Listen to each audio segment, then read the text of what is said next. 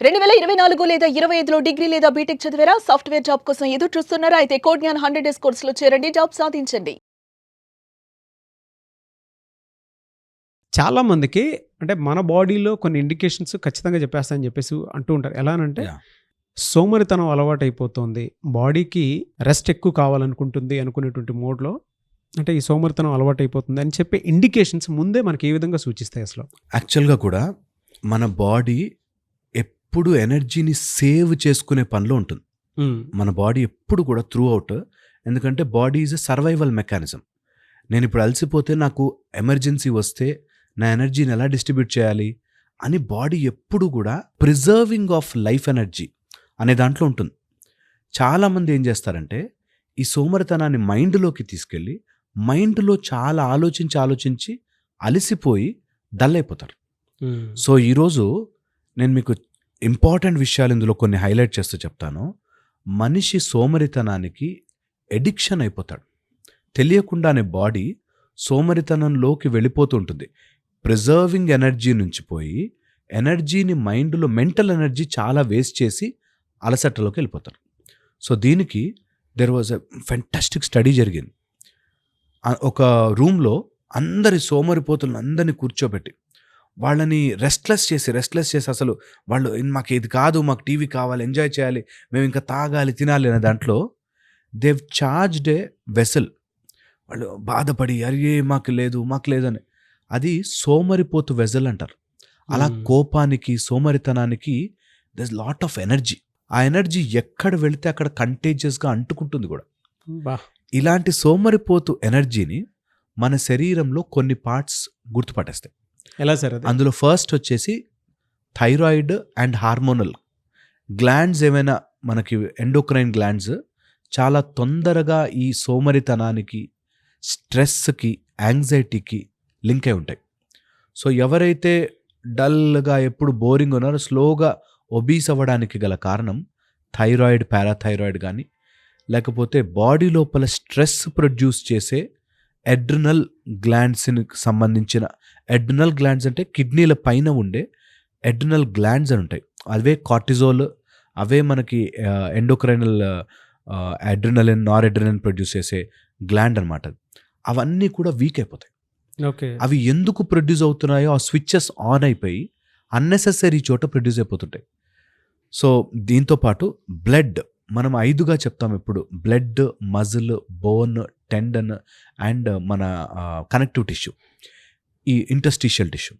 ఈ 5లోనూ ఎప్పుడైతే సోమరితనం వచ్చేస్తుందో మైండ్ నుంచి స్టార్ట్ అయ్యి స్లోగా, ఇప్పుడు ఆల్వేస్ మైండ్ బాడీ రూపంలోనే చూపిస్తుంది. అవును. సో మైండ్ అలసిపోవడం అంటే బాడీ రూపంలోకి వస్తుంది. ఈ 5 రకాలుగాను బ్లడ్, బోన్, మసిల్ అండ్ మన కనెక్టివ్ టిష్యూ, ఇంటర్స్టిషియల్ టిష్యూ లోపలికి వచ్చేసి తెలియకుండానే హార్మోనల్ ఇంబ్యాలెన్స్ అయిపోయి బాడీ మీద చూపించేస్తుంది. సడన్గా లావ్ అయిపోతారు ఆర్ సడన్గా బక్కగా అయిపోతారు. వీళ్ళు అన్నెసెసరీగా సోమరిగా ఉంటారు. ఓకే. ఓకే. సో ఇది ఫిజికల్ రూపంలో చూపించడానికి ముందు 4 లేయర్స్ దాటి వస్తుంది. ఫస్ట్ లేయర్ వచ్చేసి బయట అవుటర్ మోస్ట్ లేయర్ ఫిజికల్, అంటే మన అన్నం రూపంలో. తెలియకుండానే they will eat nonsense. అన్నెసరిగా ఆకలితో తినకుండా రుచి కోసమని. అండ్ ఒక స్టేజ్ వచ్చాక రుచి కూడా ఉండదు. ఇప్పుడు చూడండి, మీరు ఫ్యామిలీ ప్యాక్ బిర్యానీ అంత పెద్దది తింటారు కదా, వాళ్ళు ఫస్ట్దే ఆహా అనుకుంటారేమో, తర్వాత ఇంకా సంచిలోకి తోసినట్టే తినేయాలి. వాడికి రుచి లేదు, దాంట్లో ఏంటో తెలియదు, అది ఎంత టేస్ట్ ఉంటుందో తెలియదు. So first outer layer only food రూపంలో వెళ్ళిపోతుంది. సెకండ్ వీళ్ళు కొట్టేది బ్రీదింగ్. తెలియకుండానే బాడీ ష్రింక్స్, మౌత్ ఓపెన్స్. మీరు ఎప్పుడైనా ఎవరైనా మొద్దు అనే వాళ్ళని చూడండి, వాళ్ళు అలా ఉంటారు. అవును. ద టంగ్ ఫాల్స్ అవుట్, స్లోగా మౌత్ ఓపెన్ అవుతుంది అండ్ తెలియకుండానే బాడీ ష్రింక్ అవుతుంది. సో ఫిజికల్గా మీరు అన్నట్టు సోమరిపోతు ఆర్ సోమరితనం వస్తోంది అంటే ఇవి ఉంటాయి. Okay. Third very very important, మైండ్లో అన్నెసెసరీ ఒక థాట్కి క్లింగ్ అయి ఉంటారు. అంటే చిన్నప్పుడు మా నాన్న సరిగ్గా చూడలే, అప్పుడెప్పుడో నాకేదో జరిగింది, నాకు నా ఫ్రెండ్స్ అందరు ఎక్కిరించారు, ఏదో విషయం అసలు అది ఇప్పుడు లేదు, నాన్ ఎగ్జిస్టెన్స్. కానీ ఆ పాస్ట్ ఇంట్లో వెళ్ళి వాళ్ళే లాక్ వేసుకుని కూర్చుంటారంటారు. పాస్ట్ అనేది ఒకటి ఇల్లులాగా ఊహిస్తే అందులోకి వెళ్ళి లాక్ వేసుకుని నా ఫ్యూచర్ మారట్లేదు అనుకుంటారు. ఫ్యూచర్ అనే ఇంట్లోకి వెళ్ళట్లేదు, అసలు పాస్ట్ అనే ఇంట్లోనే లాక్ వేసుకుని కూర్చుంటారు. సో అందుకని మనస్సు ఇన్ ద పాస్ట్ థాట్లో అంటుకునుంది. ఓకే, అండ్ ఎప్పుడు చెప్తుంటా నేను, వీళ్ళు ఆనందం అనే సోర్స్ని వదిలేసి సాడ్ అనే సోర్సెస్ని మేనిఫెస్ట్ చేస్తుంటారు వాళ్ళ లైఫ్లోకి, గ్రాంటెడ్గా ఆహ్వానిస్తూ ఉంటారు. అండ్ అది వచ్చాక నాకే ఎందుకు ఇలా జరుగుతుంది అనుకుంటారు. ఆల్రెడీ మేనిఫెస్ట్ చేస్తుంది వాళ్ళే, అవును, మళ్ళీ నాకే ఎందుకు ఇలా జరుగుతుంది. దీన్నే there are so many examples, ఎగ్రగాన్ అని చెప్పి ఆర్ మనకి మానసిక సంతుష్టి అని చెప్పి, ఇలా చాలా రకాలుగా మన లోపల ఒక శరీరం వచ్చేస్తుంది.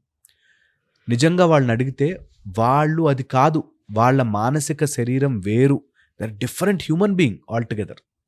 అది వచ్చి వాళ్ళని ఆవహించి ఈ దెయ్యం పడుతుంది అంటారు సార్. అలాగా దెయ్యం పట్టడం అంటే నీ మానసికంగా నువ్వు ఒక రూపం తీసుకుని నువ్వే ఆ లోపల కూర్చుని ముందుకు వెళ్ళనివ్వకుండా ఆపుతూ ఉంటుంది. ఎవరైనా సోమరితనం, అలసట, లేజీనెస్, డల్నెస్ ఇవి ఉన్నాయో చేంజ్ కావాలంటే ఈ లేయర్స్లో వర్కౌట్ చేస్తే చేంజ్ అవుతారు.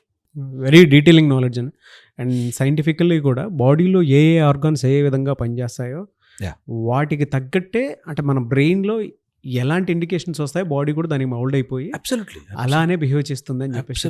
బట్ ఇండికేషన్స్ కూడా ఆ విధంగానే ఉంటాయండి, scientifically proven theory. And repeatable.